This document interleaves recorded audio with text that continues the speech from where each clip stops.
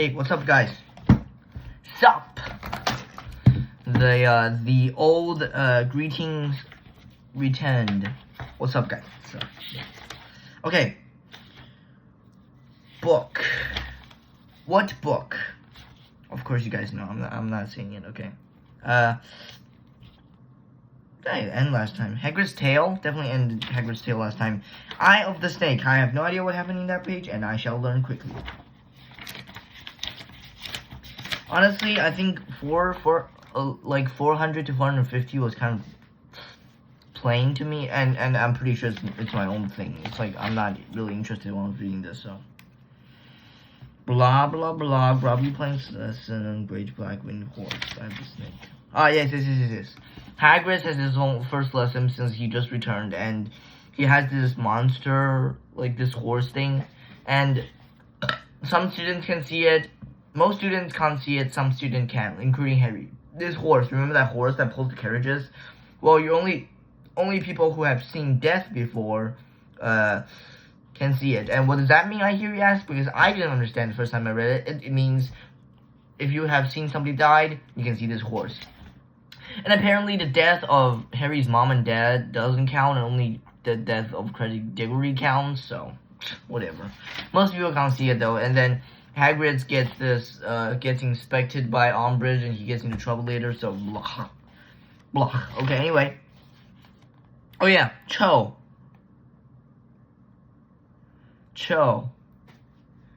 We will learn very soon, okay? But because I'm saying this because I finished all all these afterwards, so we shall learn soon, okay? Cho. Oh, this is the important chapter. I thought she just appeared like usual. This is the important chapter about Cho. Yeah. So he has the usual DA meeting, Dumbledore's army meeting, like they learn defense. Okay, I'm not explaining myself, okay? Cho.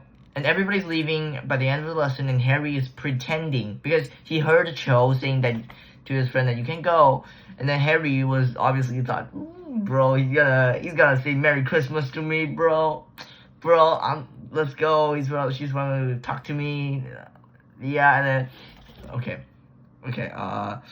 yeah, I'm being like extremely what do you call that? Extremely weird right now.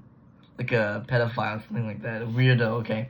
He's probably thinking to himself, oh my god, Cho's gonna be talking to me, he's gonna say Merry Christmas to me, so he pretend to stay behind and, you know, tidy up the classroom when he obviously doesn't need to, and yeah, just so making him, and so just to make Cho talking to him a little bit more convenient, and he was straightening the cushions when Cho came to him, and then she started crying. Oh no, she didn't came to him. And then Harry's humble mind thought, oh, she's gonna say Merry Christmas to me or something like that, you know? Because it's Christmas coming. And then all of a sudden, after Harry's turn, Cho started crying in the middle of the classroom.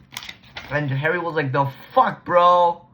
I was just as confused as Harry. He was like, the fuck, bro? And then we learned later that Cho was like crying about Cedric Diggory. And then Harry was like, what the fuck, man? What the fuck? And then Harry was like, what did he say? He didn't say anything, okay? And then Cho kind of cried herself out and kissed Harry. Legit,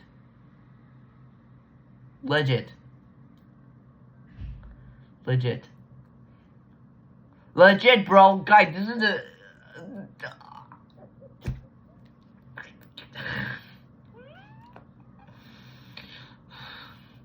It was so weird, but it perfectly, I think it perfectly demonstrates what girls are like. It perfectly demonstrates what girls are like. And then Harry was like, he kind of like, he got sent back to factory, we call that factory mode or something like that, you know, or something like that. He got his memory removed.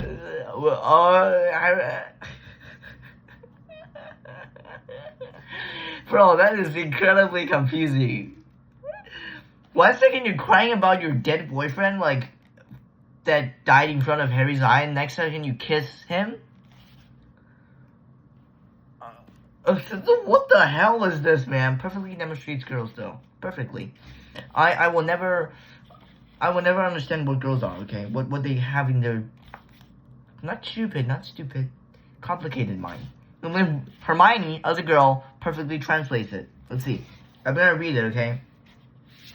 Blah blah blah blah blah blah blah. Don't you understand Cho's feeling at the moment? Well, obviously she's feeling very sad because Credit Diggory died. Then I expect she's feeling confused because she liked Diggory and now she likes Harry. And she can't work out who she likes best. Then she'll be feeling guilty, thinking it's an insult to Cedric's memory to be kissing Harry at all. And she'll be worrying about what everybody else will think.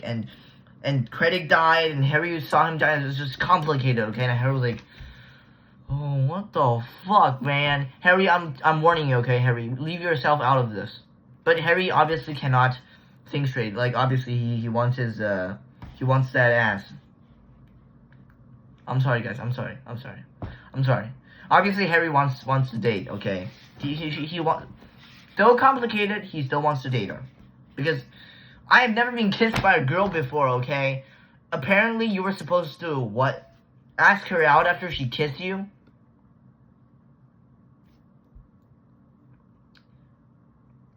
You know what I did, guys? I used to have this girl as a desk mate, and then we were really good friends. But, and I must admit, okay, I can't believe I'm telling this to the internet, okay? I used to have a crush on... No. She could be watching. She could be watching. Ooh. But I did go to 2 different schools before, so... Ooh, they wouldn't know. They wouldn't know. And I graduated, so I don't give a shit, okay? So I used to have a crush on her, and we were good friends, okay? But after we separated, like, you know, we changed seats regularly, I just stopped talking to her. Like, she didn't come to me to talk, then I just naturally, why would I want to go talk to you when I can hang out with the boys? You know what I'm saying? So yeah, were you supposed to do that? Because if I was Harry and Cho kissed me, I would have no idea what to do. I would just think that she's gonna come to me and talk, and if she wants to go there, she will come to me. But apparently, according to Hermione, you're supposed to ask her out. Whatever, okay. I never thought the 5th book is gonna be a part of a girl Valentine love guide. Never thought about that, but I learned a lot later, okay? Let's see. I will all be learning a lot, okay? Blah, blah, blah, Harry, blah, blah, blah. What about girl? And, oh, yeah. Hermione's explanation had made it all seem more complicated rather than easier to understand. That's what they should teach here, he thought, turning over to his side. How girls' brains work. It's much more useful than definition anyway. Oh my god. Best lines. They should be writing like this into the history books, okay? This sentence, and then, quote. Okay. And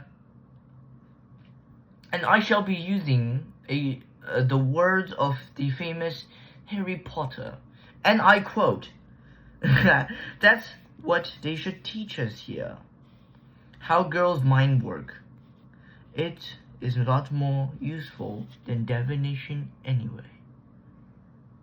End quote. Okay, I'm being an idiot. Harry had this dream. Okay, I have no idea why I'm getting so excited for a fucking fictional character. He dreamed himself back in the DA room. Okay, Cho was accusing him of luring her here under false pretense. She said he had promised her 150 chocolate frog cars if she showed. Harry protested.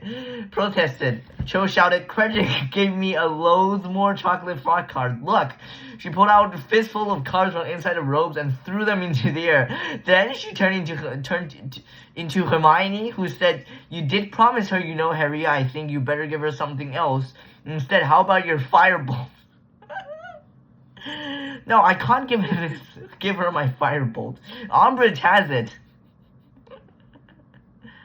As he's putting up Christmas ball decorations shaped like Dobby's head.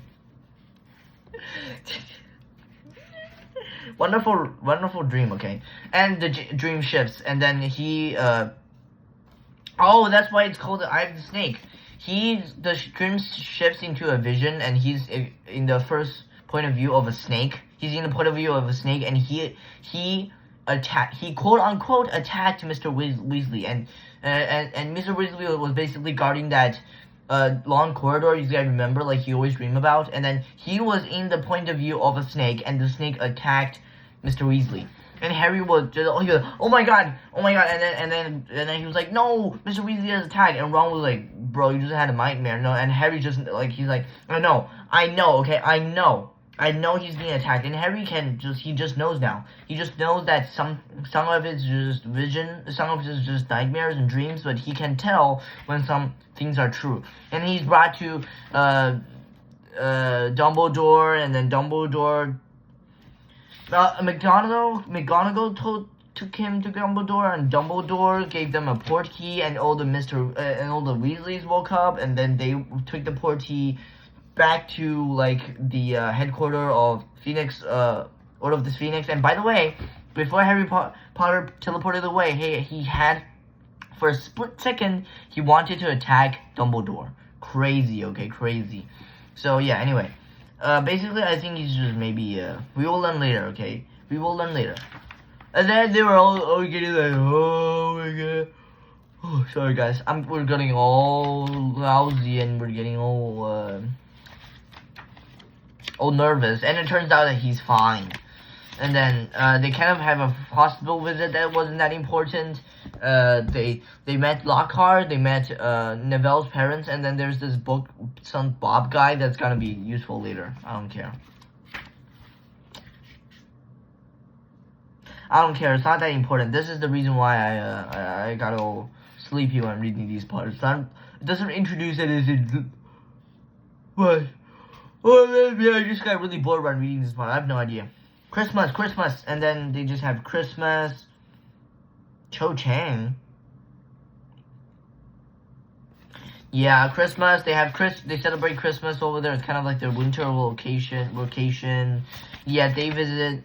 Okay, and then they go back to school, and then Snape is going to be teaching Harry an extra subject called occlumency.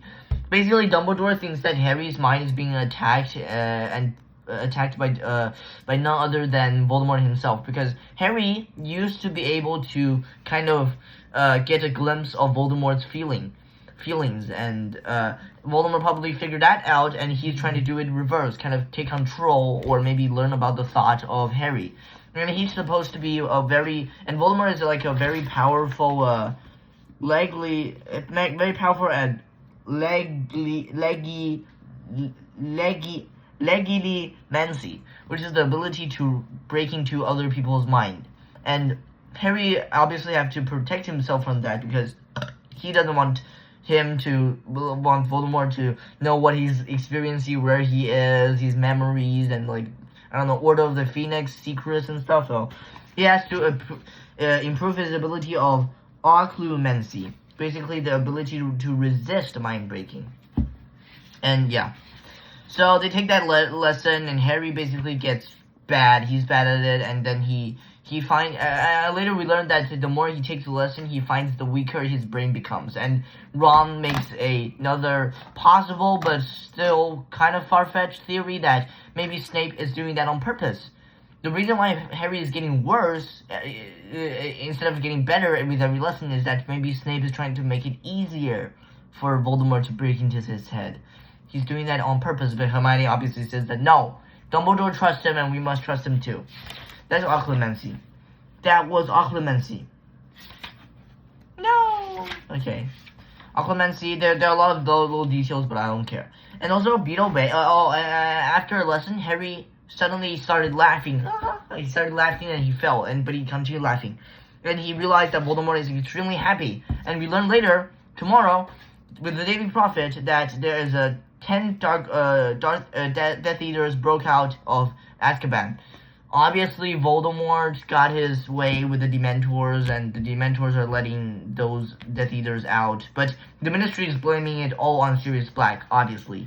And also, Umbridge is getting real humbled, okay? She got real humbled. She got really, like, she's now, like, really, she's just, you know, she always just on this, well, she was always on the side of the Ministry, but now Ministry, like, fucked up real bad. She's really, she got humbled real bad, okay? And then, yeah. She's not as, like, as mean and powerful as she used to be. And also, tragic, another news, okay? This Bod got killed, strangled by a plant. And then Hermione basically says that, it's basically a plant, okay? A plant for him, a flower, given to Bod. He was basically in the hospital, okay? I'm explaining very little right now, but Bod, they met him, remember, in the hospital? He was in the hospital, and he got a Christmas gift, which is a pot of flower. And then in the Daily Prophet, it says that it has turned out to be a devil sneer and strangled him to death. And then Hermione basically suspects that it's a clever murder, okay? Just disguise a devil sneer into a flower and then kill him. They would have no way of knowing who did it, because they don't know who sent the flower. And then this Bod guy went down. He appeared when Harry was going to his hearing, and he left on what kind of station? He left he worked in the Department of Mysteries. Oh, I didn't tell you guys. You remember that corridor, like, Harry keeps on dreaming about? It turns out Harry made it out. That he has been there when he went to do the hearing. It's basically the long corridor with the oak door at the very end, dark door at the very end. Is basically the department or something of mysteries, and it's just and they suspect that that's where the weapon Dumbledore Dumbledore and Voldemort has been trying to get. Dumbledore and Voldemort. Very close names, anyway. And then they suspect that he maybe knows too much or something like that, but obviously somebody murdered him. And he worked in that ministry. Yeah, coincidence? The Department of Mysteries. So, coincidence? I think not. Anyway, by order of the High Inquisitor of Hogwarts, they sent another one, okay? That teachers are hereby banned from giving students any information that is not strictly related to the subject of their that are paid to teach. He's getting real desperate right now, okay? And above is, and yeah, okay, it's just all stupid stuff. Anyway, Valentine's Day. Oh, I didn't tell you guys. I keep on forgetting. Harry asked Cho out on Valentine's Day.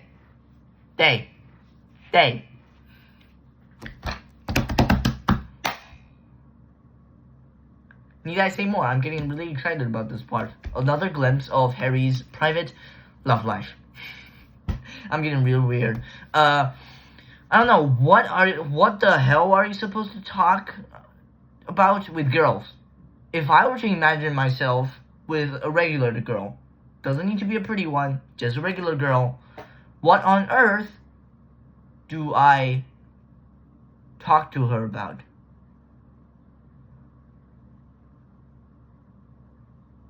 Football? No, that was on purpose. Obviously, they don't talk about football, but just it clearly shows that I have no idea what to talk about. And even with other friends, I don't know what to talk about. With my own friends, but that's comfortable. Silence with friends are just comfortable, but silence with a girl, just you two, on a date, and not to mention Cho's a pretty girl.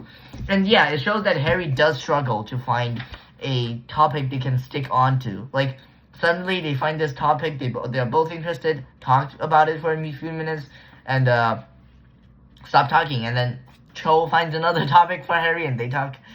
And by the way, Hermione basically just comes up with this wonderful idea, and then she run off. And then she said, "Harry, can you meet me in the 3 brooms today?" And Harry was like, "Oh, I have to date with Cho," but she's like, "Oh, just make her come." So it's okay. And then Harry made the ingenious decision in, like, amidst the silence where it's all awkward. He said, "Hey, there's Hermione said she wanted to meet me. Yeah, so you think you can come over?" Man, while I was reading this, I literally said to myself, "Harry, you fucked up big time, okay? You're not supposed to say that. The hell?" Also, I'm not here. I'm at the wrong place. Yep. Yeah. He fucked up big time, man. And then Cho. Okay. Okay. Let's just look at this in detail. Okay. Okay. So they talk, and then they come to this coffee place. Okay. Okay. Here. Listen. Well, I've come to meet and stream boosting. This is where it all goes downhill. Previously, it's just awkwardness and kind of a talk. Okay. Kind of a time. Kind of heavy in time. Hey, listen. Because they were all silenced, Harry couldn't find a topic. He has just to resort to this. Okay. Yeah, Harry was very conscious of the slurping noises coming from the table. Oh, yes, by the way, they were in this place, and it was Valentine's Day, and they're in a cafe, so there were all these couples near them kissing and holding hands, and Harry was like, he was like, what the hell, what am I supposed to do, man? yeah. It's okay, he said, listen, you wanna come with me and just swing broomstick at lunchtime? I'm meeting Hermione Granger there. Cho raised her eyebrow. You're meeting Hermione Granger today? Yeah, she asked me to do, and I thought I would. Do you want to come with me? She said it wouldn't matter if you did. The fuck you just said, Harry? She wouldn't matter if you did. It's kind of like leaving like Cho as like a third party. You're supposed to be having a okay. What is that? Romantic date with Cho. Even I, a virgin that hardly talks, a virgin. Wait, what is it called? Yeah, is it called a virgin? I think so. I don't know. Who barely talks to girls? No, you're not supposed to mention other girls when dating others. The hell? Well, it was nice of her, but Cho didn't sound like that. And then it just continued of total silence. And then Cho was looking at, and then Cho, it was all awkward, and Harry was thinking about taking Cho's hand now. And then Cho's hand was on the table, and Harry just thought about it. He was like, I want to hold it. And then he kind of reached for it, but immediately Cho kind of like got her hands away. And then she was watching Roger, this other guy, kissing his girlfriend. And then Cho said, he asked me out, you know. She said it in a quiet voice. A couple of weeks ago. I turned him down, though. And Harry was like, the fuck you want, girl? What do you want me to do, kiss you? Obviously, but Harry... wait, no, he didn't say this. Yeah, he said, he was thinking to himself, if she wished she was sitting at next table being hardly kissed by Roger Davis, why had she agreed to come out with me? Obviously, she wants you to be, like, kissing her or something like that. Obviously, she doesn't want to... Oh, it's obvious. And then she started talking about Credit Diggory. And then Cho started crying. And then Harry made it worse. He made it worse. Okay, Cho started crying, and she said, I want to know about how Credit Diggory died. And then Harry said, well, I've talked about it, Harry, to Ron and Hermione.